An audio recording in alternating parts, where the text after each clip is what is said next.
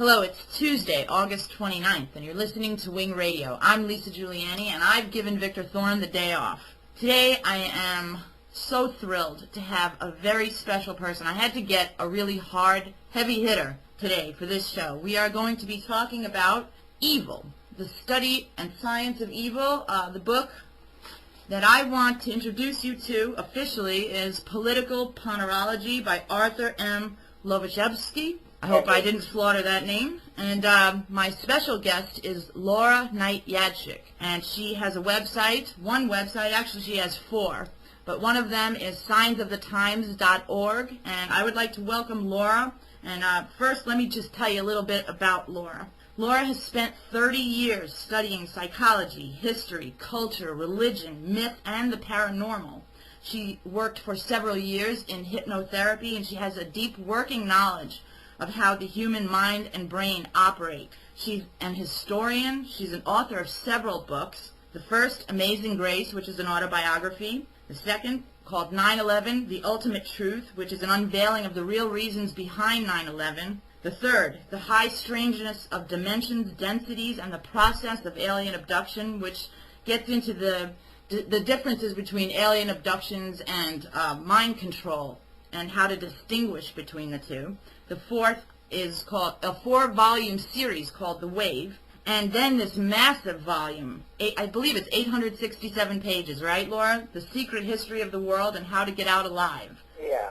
It's a radical reassessment of history, science, religion, and myth. It's the result of her search to uncover the underlying principles of reality. And I'll tell you, this book is beautiful. She sent it to me, and I haven't even been able to tackle it yet because I've been going through the Ponerology book we're going to talk about today. She's also a co-founder, along with her husband, Arkadiusz Jadczyk, who I believe is a quantum physicist, correct? Yes.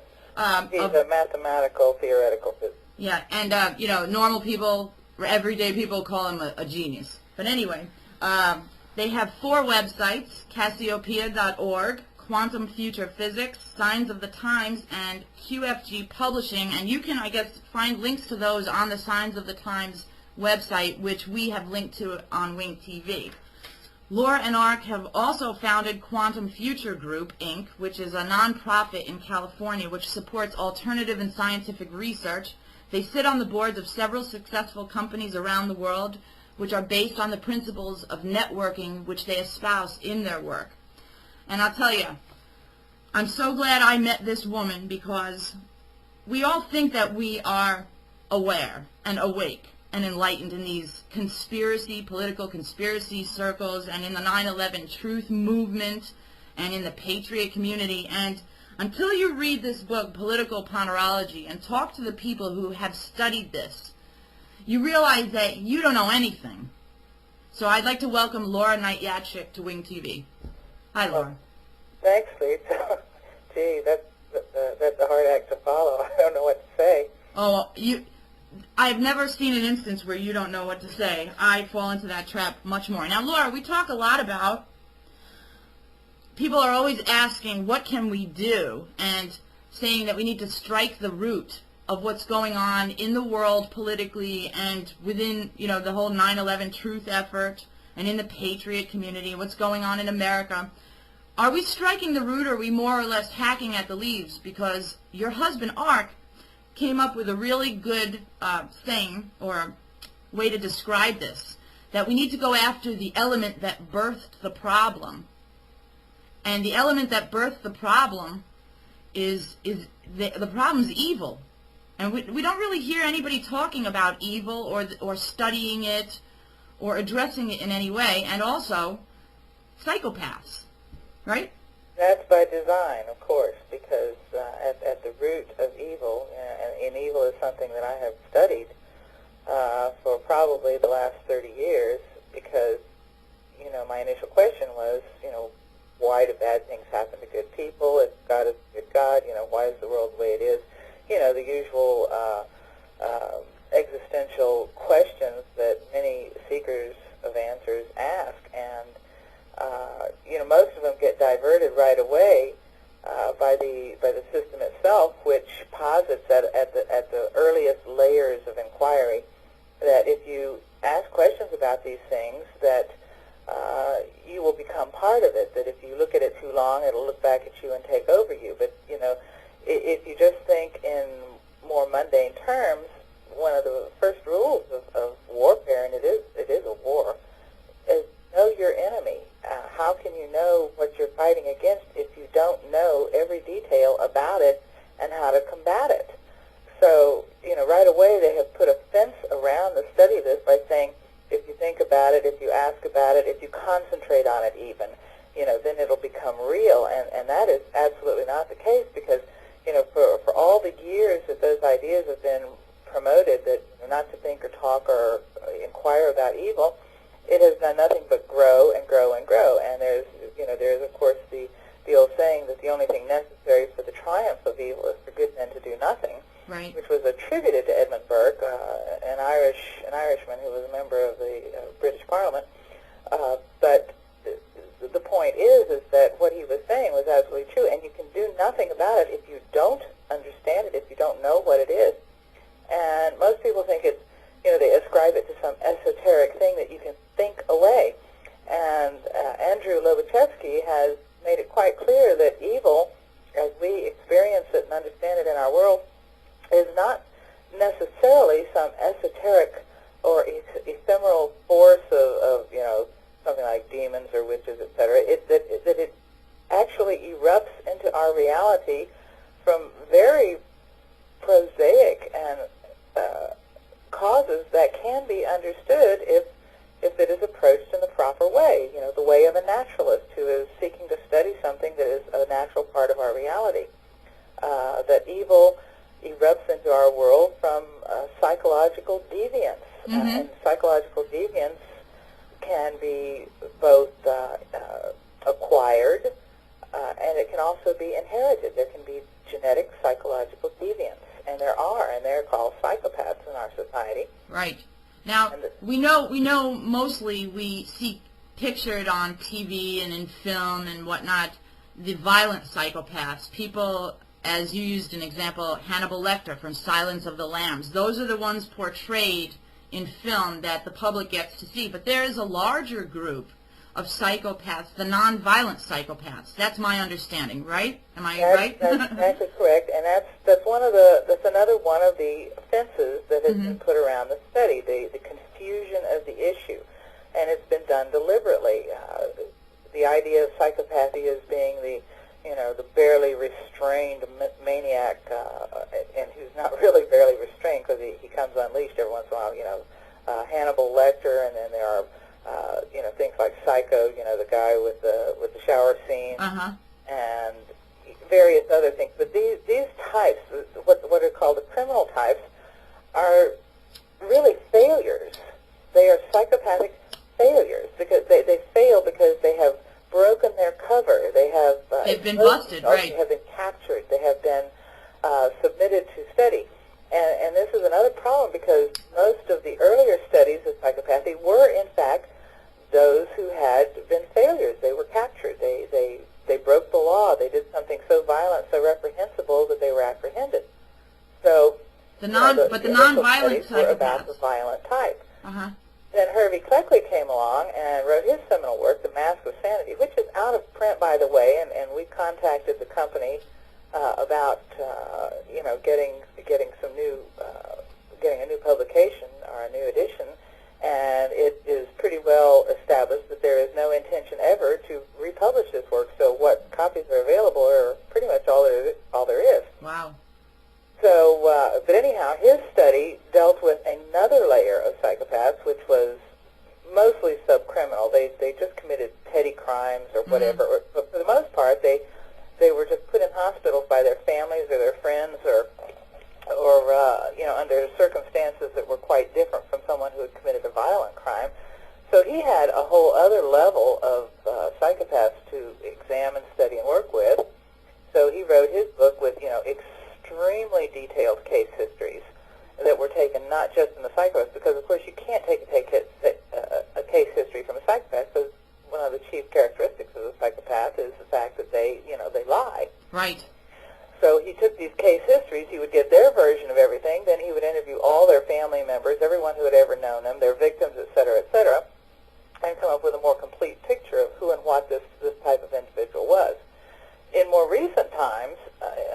have been other books. For example, Martha Stout, who wrote The Sociopath Next Door, and I'm going to try to avoid the controversy over whether the word sociopath or psychopath is the appropriate one. I would say psychopath is the appropriate word, and sociopath is just part of the confusion process. But Martha Stout worked with the victims of psychopaths, and these were the people who had been, in relationships with them and who had been impacted in their lives by subcriminal psychopaths. That is, psychopaths who never did anything illegal, that for which they were caught. Now, you can't say that they never did anything illegal, because they constantly do things, and they do things that are terribly immoral, by any standards. So she was able to put together another picture of another level of psychopathy based on the case histories that she took about them through their victims.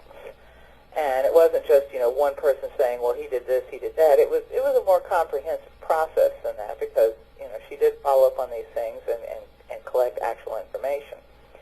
So then there was another more recent study done at a university by a group of researchers who had devised a questionnaire that was able to extract certain information about a broad population of university students, and they came up with the startling result that about 25% of students in a university exhibited a certain profile of psychopathic personality, and yet they were what you would consider to be, law-abiding, going to a university, getting a degree, planning a career. And then, of course, that meshed with what Cleckley had pointed out, that there were psychopaths, doctors, judges, lawyers, politicians, because he was able to extrapolate what he observed about these people that were his patients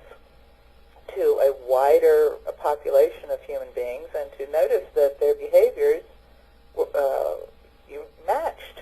So there's actually more of them among us than we might even realize. Let me ask you this: what is the difference between a psychopath and a non-psychopath? What is the one thing?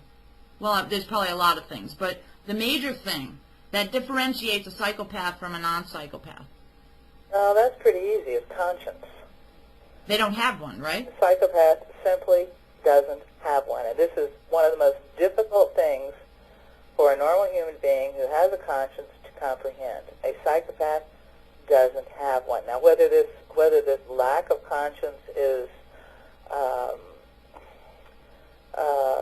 an esoteric thing, or whether it is a brain dysfunction, is still up in the air. But the fact is that brain scans have been done of people who have been diagnosed as psychopaths, and their brain scans do not even look like normal human brain scans. So obviously their brains function quite differently. Lobachevsky, of course, has a theory for it. He talks at some length about the substratum of the human being, the human psychology, and that there is an instinctive substratum, which in normal human beings, connects us with other people through, long evolution or whatever, cause you might want to ascribe to it. Normal human beings, and here I use the word normal in a very specific context, as meaning somebody who has a conscience, right, as opposed to somebody who doesn't. I mean, there are a lot of people who have consciences who we would clearly say, well, they're really not normal.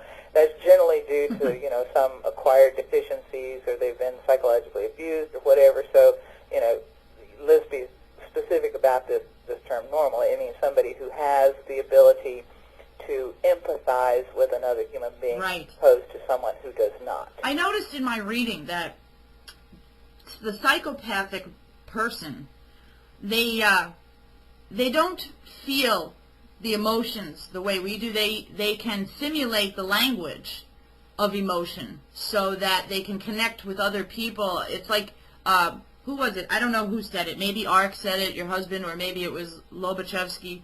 They anchor into a person's head, into their mind, into their brain. Through the use of their words, yes. It's the problem with conscience comes back because the ability to empathize seems to be based on spatiotemporal perception. That is, that you can imagine imagine something in space and time. You can imagine a future consequence, or you can remember a past, hurt that you experienced. And then if you see someone experiencing something similar to what you experienced before, you can imagine how they feel. And if you do something that brought a result into your life that was not happy in the past, you can imagine in the future that if you do it again, that a similar thing will happen. A psychopath doesn't seem to be able to do this. They have no ability to, for one thing, things do not hurt them the way they hurt us. For them, losing a friend or losing a mate or losing a partner or losing a job is a minor inconvenience. It only inconveniences them insofar as, now I've got to go and find some other source of, of sex, money, food, whatever, So for them, the idea of losing a beloved wife because she a man, for example, because she divorces him because he is such a jerk, he may become enraged and stalk her and carry on because, because he wants to reassert his power. But if she does actually remove herself completely from his reach, he'll stop, and he will just be enraged simply because he has lost his source. And then he will just simply look for another. He will never hurt because he has lost love. For him, love is supplying his needs. Right.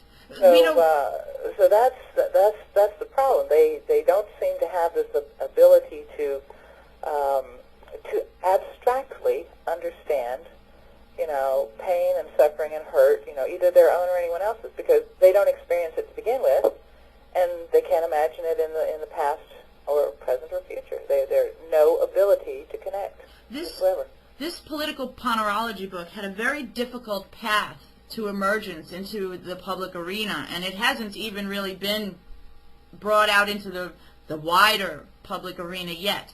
But there were 3 versions of this manuscript the author describes. The first one went into the furnace just minutes prior to a raid, I guess, of his home. The second draft was sent via an American tourist to the Vatican, and nothing ever came of it. They don't know what happened to that manuscript. They never heard anything back. The third version, I guess, made it to America and was suppressed by Zbigniew Brzezinski. Very interesting. Why would Brzezinski suppress this book? Well, that probably is somewhat self-evident, because Brzezinski is clearly part of this controlling elite. It exposes them, doesn't it? The neocons? It exposes them, and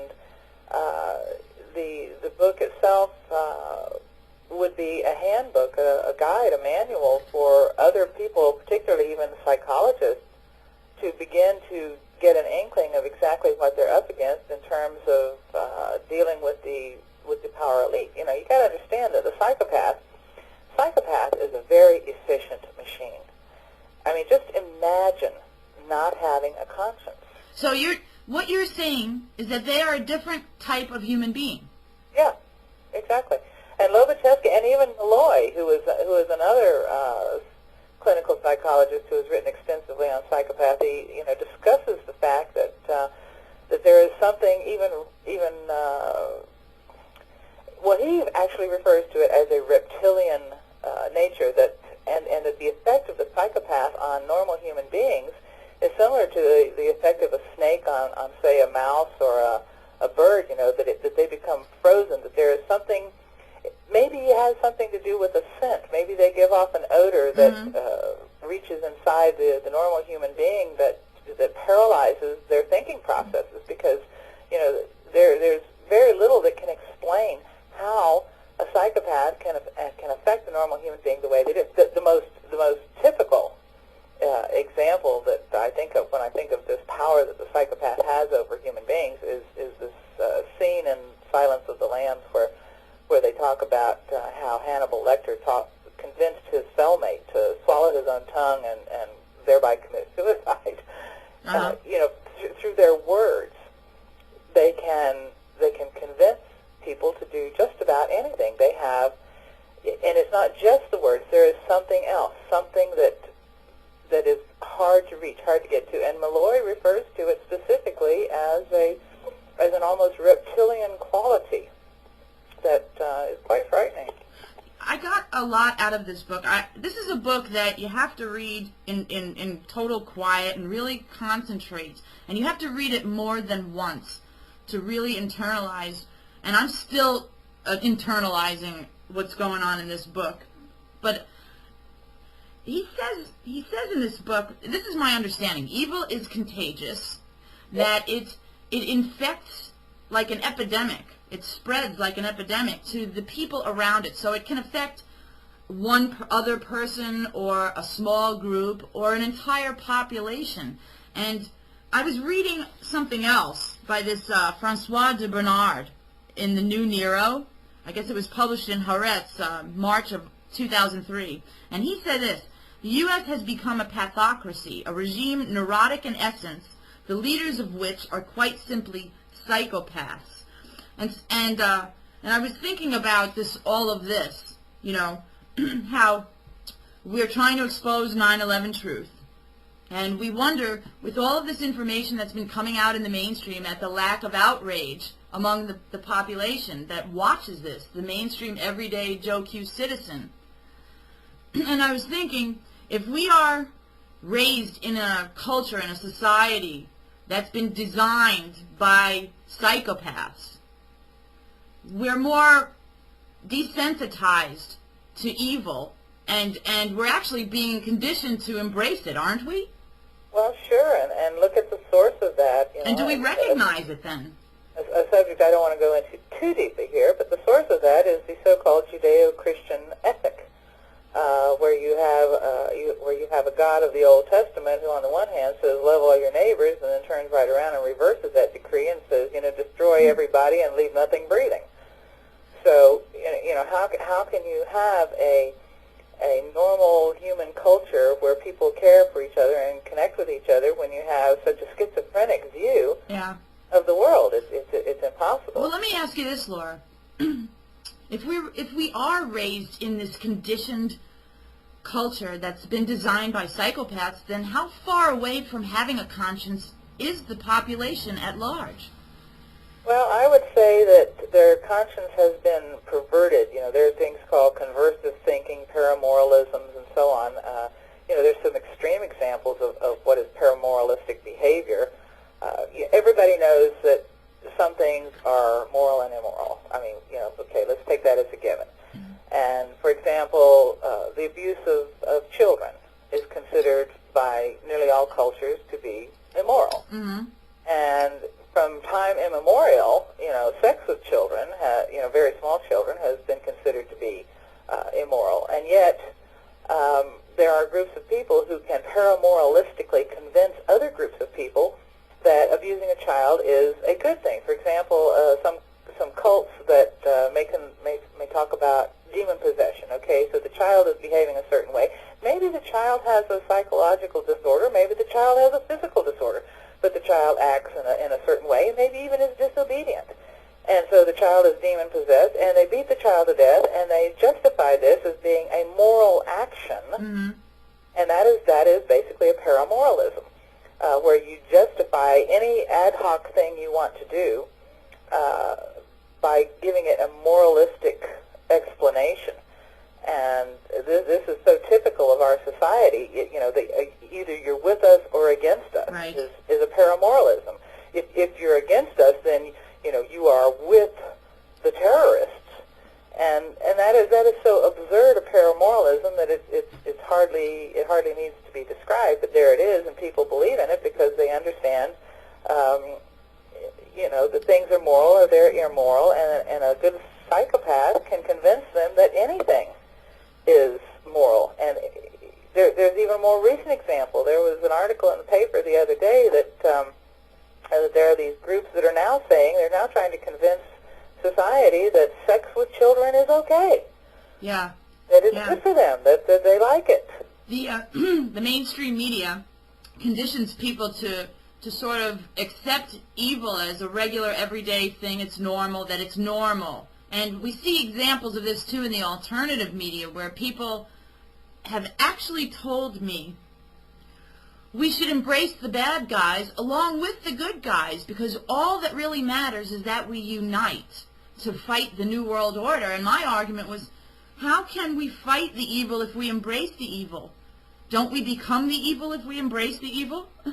Well, there's a problem there, too, and the problem is that if any group tries to go against a psychopathic, shall we say, organization, and they have within their own membership individuals who are subject to psychopathic manipulations, they will immediately fall into trouble, because those individuals who are subject to being paralyzed by the stare of the psychopath, or by the scent of the psychopath, and who is subject to being converted by their paramoralisms or their conversive thinking, they will then begin to do what Lobachevsky calls ponerize the movement itself, and begin to shift it this way and that. And it's like a ship. If you set sail from, say, England, and you want to sail to Miami, and you're off course just a little bit, just like 1 or 2 degrees at the point of beginning, you may end up in New York, which is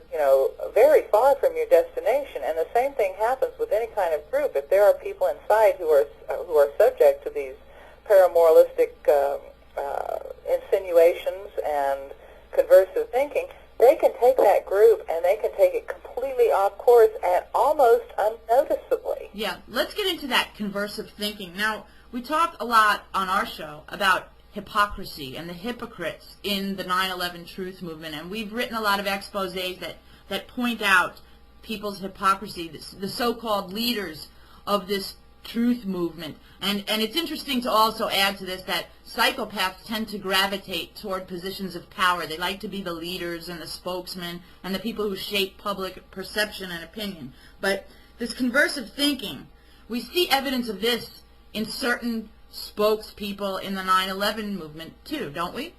Oh, absolutely. And just for those who don't really know what conversive thinking is something that was highlighted during the so-called Cold War, the communist era. Conversive thinking is where it's a form of double talk, where words are used in a certain way, using terms but giving them opposing or twisted meanings. For example, you use the term peacefulness, but you really mean appeasement, or vice versa. You can say appeasement, and you really mean peace. This is what I wrote in my notes. And freedom, for example, means license. We hear a lot of people who come on our forum, and when we do not permit certain behaviors, certain kinds of attacks and twisting and manipulation, they say, that we are totalitarian. We do not, respect freedom of speech. Well, they don't really want freedom of speech. They want license to manipulate and twist and distort. So there's another one, traditional. Think of how the Bush administration referred to Europe, old Europe. The backward. Their traditional has come to mean backward. Such things as being efficient is referred to as being, micromanaging, small-mindedness. Psychopaths use conversive thinking to generate fear and terror. So we can see that being used with the Bush regime. The media does it. We also see it in the 9/11 truth circles, where they block out uncomfortable conclusions and they substitute them for more convenient conclusions. But it's not truth, is it? Yeah. Another one is something like extraordinary rendition. You love that one? Yeah. Extraordinary rendition. What it really means is to kidnap someone illegally and take them somewhere and torture them. When I was a kid, my grandmother would take pig fat and she would render it. This is where you cook it very slowly until all the fat comes out of the tissue, and then you have a liquid. So you think of rendition. They're using the word rendition. They're taking something and they're squeezing it till there's no juice left in it. And in this case, it's a human being.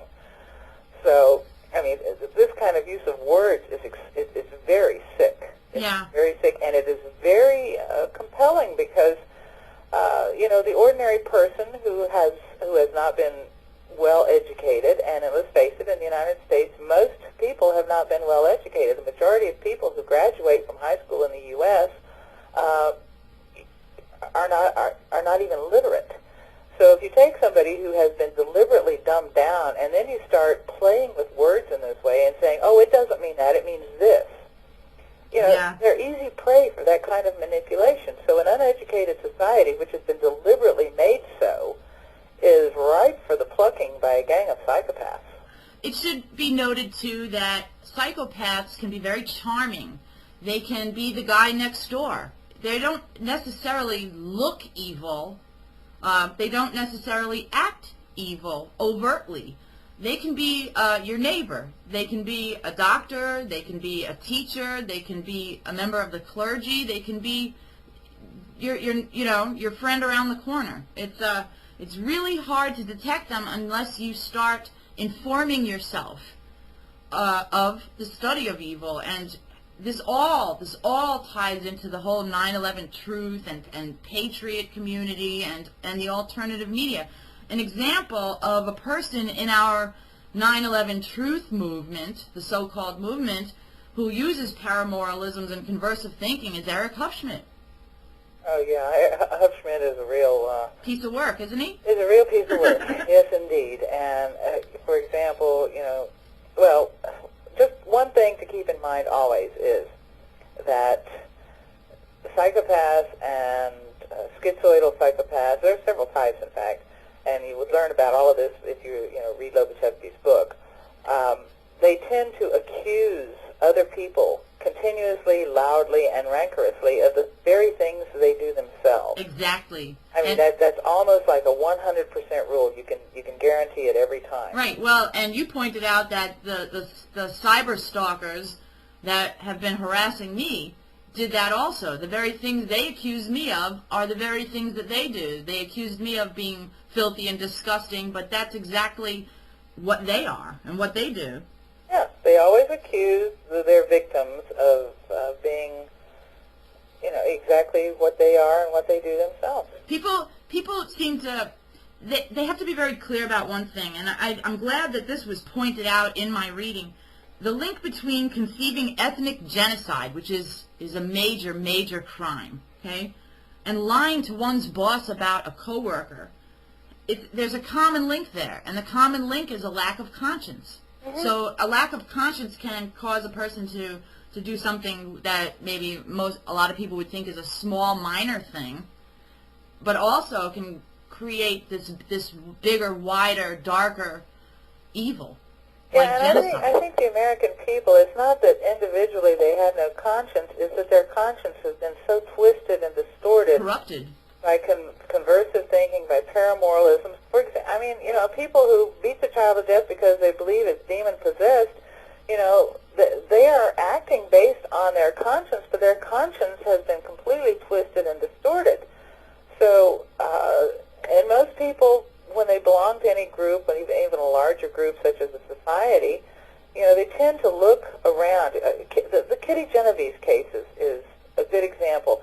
30-some people stood and watched this woman be murdered, and nobody did a thing. That's because right. They kept looking at each other to see what the other was going to do. Was somebody else going to do something before any of them would take action? And they evaluated their own behavior based on what they saw these other people doing or not doing. Right. And it's good that this is pointed out too in this book, that conscience sometimes is a handicap because the psychos get away with a lot of the things they do because people with conscience don't want to confront them. Yeah. Yeah, because they're afraid they're going to hurt them or they're going to hurt their feelings. And, this is based on the fact that we've all been programmed to believe that people only exhibit problem behavior when they're troubled, when they're anxious or they have some problem. We've been taught that people are only aggressive when they're attacked in some way. This is part of the psychopathic reality that has been imposed on us. Mm-hmm. So even when our instincts tell us that somebody is attacking us because they are evil for no good reason, we don't readily accept that notion. We start to wonder what's bothering them. What made them feel bad? Like they didn't mean it, right? Was their toast burned or something? And then people of conscience also turn that on themselves. What did I say? What did I do to hurt them? And we almost never think that they are being aggressive, they are being manipulative, mm-hmm. whatever, simply because they want to get their way to gain control over us in some way manipulate us. You know, we are programmed to not think that. Well, of course, I was raised to think that all people are inherently good and that everybody has a conscience, but it turns out it's the exact opposite. These people are a different type of human being. They have no guilt. They feel no remorse, no sense of concern for others, no struggles with shame, no sense of responsibility, no empathy, and love. They're not able to love. Love comes bundled in conscience, right? For them, love is hunger for something. Money, sex, power. Uh-huh. And that's the thing that drives them. And, you know, the big problem, of course, is, you know, the legacy of Sigmund Freud. His theories and the theories of others who built on his work have influenced current-day psychology to the point that it's been, you know, completely twisted and distorted. And the Freudian psychology underpins, it's the foundation of many of our other scientific disciplines as well as our social institutions and enterprises. You know, it's all based on understanding, you know, on imagining that everyone has a conscience, and if social responsibility just, you know, completely lays down and tries to understand and cope with people who have problems, that, you know, they will stop having problems. And if you think about it, this is the perfect cover for psychopaths. Right. Because then no matter what they do, they get excused. Right. You know, they're just neurotic. And if we embrace the evil, at what price do we embrace it? What does it do to us? Yeah. But I started thinking about, like, a lot of these people on TV who get you know, arrested for, say, a mother killing all her children, and how they go back and forth, and they're trying to find some kind of insanity defense. You know, that there's just, she's sick. She's just a sick person. Could a lot of these people just be inherently evil people? Well, once again, it's a little bit difficult to generalize, because in some cases it's true, in some cases it isn't. In some cases, people have been driven crazy under stress by the psychopathic reality in which they live. And this tips them over the edge, and this is how psychology is. It's the abuse of psychology by the psychopathic regime.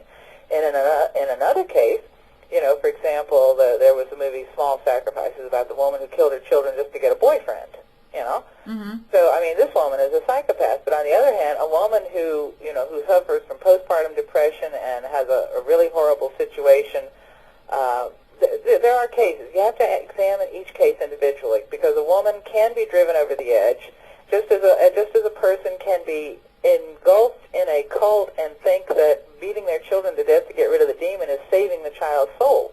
And they may have a conscience, and it may be being done, you know, because of paramoralistic insinuation into their psychology. So, you know, you can't make, in any case, a broad general rule. And that's another evidence, believe it or not, of psychopathy, the black and white view of the world. You know, you make rules, and it's this way, it's black or white. You know, the simplistic explanations for everything, without understanding the broad range of human psychology in individual cases. Context. Yeah, because, I mean, this is something that has emerged from the Judeo-Christian ethic also. You know, it's either black or it's white, and there's no individual understanding. But because of the fact that the human being, you know, normal human beings, and here again, I mean, human beings who have the potential conscience as opposed to those who do not. Mm-hmm. I'm going to repeat what Ark said, because I think it's really important that we repeat it. A lot of people, or there's some people in the 9/11 truth movement, let's call it an effort. I hate that word, movement, because there's no movement.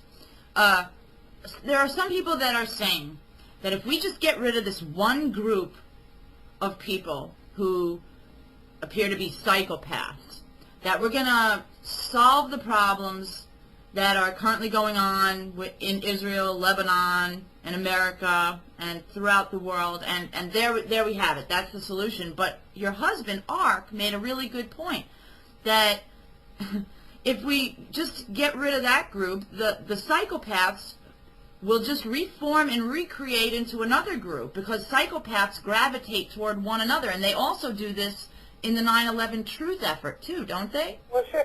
And the 9/11 so-called truth effort movement, whatever it is a typical example of a venue in which psychopaths thrive. Because whenever there is a void of official explanation, of authority, whatever, when there are big questions to be asked and answered, and the official culture does not deal with this appropriately, there are self-made impresarios or experts or whatever that move into that void and become the experts. For example, some years back there was the whole UFO thing. Well, the official culture, just ridiculed it and said, no, there's no such thing, UFOs, aliens, blah, blah, blah. So this gave an opportunity for, hundreds, if not thousands of people, to move into position and to become so-called UFO experts and authorities in that field. The same exact situation, and that's a really good study in order to understand the 9/11 truth movement. If you really understand what happened to so-called, UFO investigation, you can see the exact same thing with 9/11. And also it's the same thing with the JFK assassination. Whenever there is an obvious lie being told by the official culture, the powers that be, or whatever, and they do not deal with the real pressing questions, they do not deal with the obvious discrepancies, and then they ridicule anybody who tries to do it, you have this huge gap where psychopaths can move in and become, the so-called experts, because the primary driving thing about a psychopath is gaining power over others, and all kinds of people who are born with the psychopathic genes, and do not think for a moment it's not genetic, it is a genetic condition. They see, here's an opportunity for me to climb up on top. I can become an expert in this. Psychology is also a field where psychopaths are attracted, because, it's fairly easy to get a degree in psychology and become a psychologist, and you're an expert, So any venue where they can move in and gain power over others, become an authority, is very attractive to the psychopath, especially if it can be done with the least amount of effort. And that's basically describes the 9/11 truth movement. Then there's another problem. Because, of course, if you have such an issue as 9/11, which is probably the greatest crime of this century, well, at least at this point, I think there's some other big ones coming up. Yeah, I agree. That you have a crime, and it has been committed by psychopaths. Okay, so that's your first thing. And you have to understand that if they ever for a moment think that anybody's going to uncover it and, make any efforts that are legitimate to remove them from power, they will do all kinds of things to prevent that from ever happening. And if people do not believe that they predicted, because they have all the money and power to buy all kinds of psychologists who will predict the public's behavior. So if people think that they did not predict that there would be a so-called 9/11 truth movement in reaction to this lack of official explanation that was sufficient and adequate for this crime, think again. I mean, you are dealing with real criminals. They are going to create a so-called 9/11 truth movement, and they're going to create it from the very beginning. And they're going to create it so that it follows the lines that they want it to follow. And they're going to put people in place who are going to, be very attractive, very convincing, very very compelling in their explanations. And they're going to say, 99% of everything they're going to say is right. But then it's going to be like that ship going from England to Miami, just 1 degree off course, and you're going to end up, in New York. We're also told by some of the big wigs in this 9/11 truth movement that we've got them on the run. We've got the bad guys on the run. Oh, God. And I absolutely refute that. We don't have anybody on the run because we're not really attacking the real problem. There's a lot of finger pointing. Everybody thinks everybody else is COINTELPRO. Talk about COINTELPRO and what's going on in this 9/11 truth effort. Well, this is something that I became aware of very early, and it actually started before 9/11. It was because I was writing about, some of these genetic issues, and was looking already into the problems between, normal human beings and aberrant human beings. And, I came immediately under attack and was accused of being, an incipient cult leader, that I was trying to start a cult. Now, come on. We're talking about a housewife in Florida with 5 kids, who has a discussion group that consists of maybe, 100 members, who all talk about, anything under the sun, and I've got this metaphysical experiment going on that was just an experiment, and it was, something I was sharing and saying, hey, let's look at this. This is an experiment. Let's play with this sort of thing. Just because, we might get some kind of inspiration out of it. And boy, wham, bam, they came down on me like gangbusters. You would not believe the crap. And the people there doing are still this websites, and it has grown even, because the more I write about psychopathy, the more I, expose the true nature of this genetic problem that we're facing in our world. The more there are entire websites devoted to defaming me, and once again, they do just I as can they relate. do you. They accuse you of the very things they do themselves. I was accused of being psychologically deficient. I was accused of, fraud, of theft, of starting a cult, etc. All of the things that the people who were accusing me of these things wanted to do themselves and were themselves. So it's... Who were you a threat to? Who are these people? Because I really want people to understand that this is related to well-known people in the alternative media, like Jeff Rense, right? Yeah, he is associated with the same group of people, who went after me, and he himself actually published defamatory material about me. Join the club.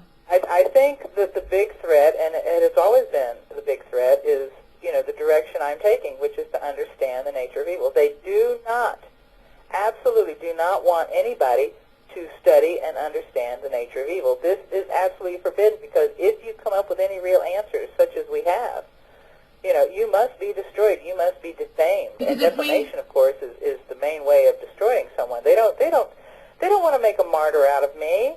They're not going to come and arrest me and taser me, because if they arrested and tasered me, that would give validity to my, what I write. Right. Instead, they want to defame me, they want to ridicule me, they want to marginalize me in all of the ways, that are culturally accepted, paramoralisms and conversive thinking and so on and so forth. You and I are like lightning rods, aren't we? Oh, yeah. Why? I mean, Why? It's quite amazing to see how it works, but, I can guarantee you that, anybody who gets martyred ain't got a clue. So, like Alex Jones having his little incident at the Canadian border on behalf of, what was it, orchestrated by the Bilderberg Group? All that does is attract attention to the wrong issue. I mean, the real issue is genetic psychopathy. This is what they do not want people to know and understand. And we don't see anybody talking about it, and it's the crux issue. If we just get rid of one group of people, for instance, a lot of people in the 9/11 Truth Movement think if we just get Bush and Cheney out of office and put in the Democrats, we're going to have a whole different country here. But that's not true. That is their typical strategy. Because if they figure out that people are finally, getting a clue about something, they will sacrifice some of their own. And then they will present themselves as the saviors, the new strong man who's going to step in and clean everything up, and he will be just as psychopathic as the others. Because unless and until you understand, it has nothing to do with groups, it has nothing to do with nationalities, it has nothing to do with, specifically religions or with politics or, any of those kinds of divisions. It has to do with a genetic malformation, a genetic substratum of reality that is completely deviant, completely different, and that it occurs in any and all. Some groups, of course, do have a greater percentage, for a number of reasons. Like, for example, if they've been isolated in ghettos, for, hundreds of years and intermarried and so forth, they're going to produce more psychopaths. Yeah, well, if they've been exposed to more evil, then they would be worse. Let's get back for a second, though, to the COINTELPRO, because we've been talking about this for a long time, how certain groups that promote themselves as at the forefront of 9/11 truth, they deliberately steer people away from truth. They get them to engage in meaningless activities like this UN prance they had last September 11th in New York City, where nobody really cared that they were even there. It was a Sunday, everything was closed, and they accomplished nothing rather than you know, being at the emotional epicenter, which was ground zero, they were all like walking around in circles at the UN doing nothing. They get activists to waste their time, essentially. And we try to point this out to people. These are like COINTELPRO tactics, right? Absolutely. And if somebody really wants to know how to survive these things, the first thing they need to do is they need to read Ponerology. And they need to really get a good grip on the types of individuals, how conversive thinking is used, how paramoralisms are used to divert and deviate people. You know, I've written numerous articles on it, and they need to understand, you know, the exact parameters of it, and they need to become very shrewd and very psychologically educated. Skilled. You know. Well, we need to inform our consciences in order to inoculate ourselves against these types of people, right? Yeah, yeah. Well, and I mean, let me give you an example. Counterintelligence, you know, COINTELPRO. The counterintelligence program supposedly was created to vector social ideology. Any group back in the 70s that was promoting, you know, ideas of peace and brotherhood and, you know, no wars and let's all get together and understand, you know, ecology, let's be kind to the planet, you know, anything that was positive and good had to be vectored. And what they did was, you know, they would put their agents, and believe me, these agents are really well trained, and they're generally taken from universities and gotten at a very young age when they're impressionable and they can work on them, and then they become, you know, totally covert Manchurian type agents, and they go into a group and they can become leaders, movers, and shakers. And I would really be suspicious of extremely young people who have gotten into this movement, you know, at a very young age. And there seems to be a lot of those. Yeah, there seems to be quite a lot of them. Like Alex Jones and Christopher Bolen, you know, they both came into it, you know, like at very young ages. So that right there is suspicious. Mm-hmm. But they get them and they put them in the groups and they begin to use paramoralistic and conversive thinking, and they infect the group from the inside. And at the same time, they may find somebody in the group who is already psychologically deviant, you know, who leaves the group because they can't be in charge, or they, you know, or they aren't getting full credit for this or that, you know, so they have some kind of deviation already, some kind of personality problems because of the way they were brought up, and they can use them to, you know, tell lies about the group, or they can, you know, create, you know, entire disruptions in any kind of group by simply their knowledge of psychology. And this is something that people really need to understand. The other side has unlimited resources. They have the best psychologists and psychiatrists and motivation masters that money can buy to study how to do this. Exactly. And if we do not undertake to study the matter ourselves, we are helpless against them, completely helpless. Right, and we'll never have them on the run if we don't arm ourselves with the best tool there is. And feeding them emotional responses is giving them what they want. They want to elicit an emotional response, so it's best to try to not react emotionally to their tactics. And the only way you can learn how to do that is to really study up on this very dangerous science, right? Yeah, and the only remedy is knowledge and awareness, and also working on yourself to make yourself immune to what they can do to you. For example, Lobachevsky tells the story of the first time he was arrested by the secret police. Well, you know, he was young, and they were just starting their researches and so forth into this subject, and because he had never been exposed to you know, directly to such violent and aggressive behavior, you know, they were easily able to reduce him to, you know, a blithering puddle of Jell-O.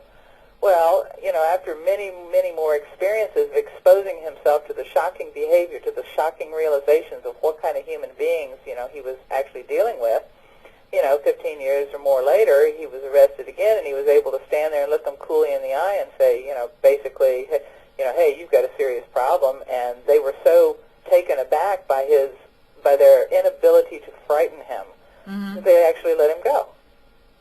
Huh. So, you know, people think that, you know, looking at this sort of thing, dealing with this thing, studying this thing, knowing about this thing, you know, can make you evil. No. It does the exact opposite. It inoculates you against it. It empowers Studying you. psychopathy is the same thing as studying something out of nature. I mean, you can learn a lot about crocodiles by studying that. You don't want to live with them, you don't want to sleep with them, you don't want to be with them, but you need to learn about them in order to know what kind of habitat they prefer, you know, what their habits are, what their behaviors are, so that you can avoid being eaten by a crocodile. Yeah, I like how you guys pointed out, too, that in the 50 years prior to 9/11, America experienced good times, and there were several generations of children born during that time, and the ones that were born at the beginning of that time now want to reap the benefits of all they've accumulated. There's been so much focus on enjoying the good times that it's affected people's abilities to process things critically and think objectively, and so that's sort of compromised in good times as opposed to bad times. And then when bad times hit, they're overwhelmed with evil, and they have to do they have to exert more mental effort to get themselves out of these various situations and to get away from the evil, right? Well, this is true, because when anybody is living in a society that's at peace and there's plenty and there are jobs and you can make money and you can have, you know, the proverbial house with, you know, 3 bedrooms, 2.5 children, 2 cars, you know, annual vacation, swimming pool, etc. You know, your life is so enjoyable, and you go to movies and you go out to dinner and you go dancing and you watch entertaining plays, you go to the ballet, etc., etc. You don't spend a whole lot of time being concerned with psychological abnormality, and you spend an awful lot of time, you know, entertaining yourself. You know, getting things more and better. You want the best vacuum cleaner. You want the top end washing machine. You want you know, the bread machine, the microwave. You know, the full wall television, et cetera, et cetera. So you're pretty well occupied with getting all these toys to entertain yourself. And if your family is, you know, relatively stable, you know, you're not going to be concerned with psychological deviance and learning about people who lie. Once in a while, those things impinge on your lives. You know, you may have a boss or, you know, who treats you badly, but you find another job. It's okay. Or you may have a relative who acts whacked out, and there may be a family uproar over that. But by and large, you know, you go through your entire life, and your children grow up in their entire lives, you know, in a society based on everything being more or less okay. And you never stop to think that your society, which is based on, you know, this consumer modality, is existing that way because behind the scenes, your country, your government is exploiting other nations, taking their resources for, you know, pennies on the dollar, using small children to make your tennis shoes and your sundresses and your bathing suits, you know, for barely enough to live on, and that you have all of these consumer goods because your government is taking advantage of other people. You don't know that. Right. Well, we become so preoccupied with the self and accumulating for the self that we're not able to read the environment and other people around us during good times. Yeah, so you grow up in a total void of any kind of understanding of, you know, evil, the nature of evil. Meanwhile, your own government has been, and probably always has been, taken over by such individuals, and, you know, they rob Peter to pay Paul, and they you know, do so many evil things in different places that eventually all that comes home to roost on top of you. Right, but meanwhile you can't recognize the evil. You can't recognize you're plunged into a situation where it becomes overt, because when it starts coming home to roost for them, then they start putting pressure on the layers below, which is the average person. You know, you're either with us or against us, you know, hey, and then you're in a situation where you are completely unable to comprehend what happened, how it came about, you know, and you're challenged with facing the evil that always was there under the surface. Right, and so this is what I would say to the people out there listening to this. Many of you like to go around saying your eyes have been opened, you're enlightened, and you're aware, and I say to you, it's time for you to really open your eyes and stop keeping reality at a distance. You have to start learning about this study of evil. You have to start arming yourself with the one tool that's going to help you create the change that you constantly talk about wanting. to make in the world and in our country, and to be able to expose the truth, you have to embrace knowledge and start exerting some more mental effort of your own instead of parroting back what is being told to you by people in the alternative media and the 9/11 truth community and the patriot community. You have to start doing your own thinking instead of just being repetitive. Do you agree with that, Laura? I absolutely agree. And then there's another really important thing is, do not think that you're going to be able to discern a genetically deviant individual from anybody else. They have grown up knowing that they were different, and they have devised the most extraordinary strategies for concealing their difference and using their difference to become masters of other people. Right, and the ones that have been exposed are the failed psychopaths. The ones that are really good at it don't get caught so easily, right? Not only do they not get caught so easily, many of them never get caught. Never, ever. Well, this has been one of the most fascinating discussions, and we could talk about this stuff for hours and hours, but I'm sure Laura has other work to do today. But I do want to thank you, Laura, very much, and I want to have you back on again so we can talk some more. Everybody, the book is Political Ponerology. It's by Arthur Lobachevsky. Andrew. Oh, I'm sorry, Andrew. I called him Arthur before, too, didn't I? I'm sorry. We have this book on our website now available. I think it is the most important New World Order book ever written, probably, because it gets to the root of the problem. It doesn't hack at the leaves. And, Laura, I just want to thank you. I believe you and Henry C. edited this book, correct? Yes, yes. Well, I just want to thank you and the rest of the SOT group. You're doing extraordinary work. You're doing dangerous work. And there's really very few people in this circle that are truth tellers. And you guys are part of the circle, and I just can't thank you enough. Thank you for having me, Lisa. All right, I'll talk to you later. Okay. Have a good one.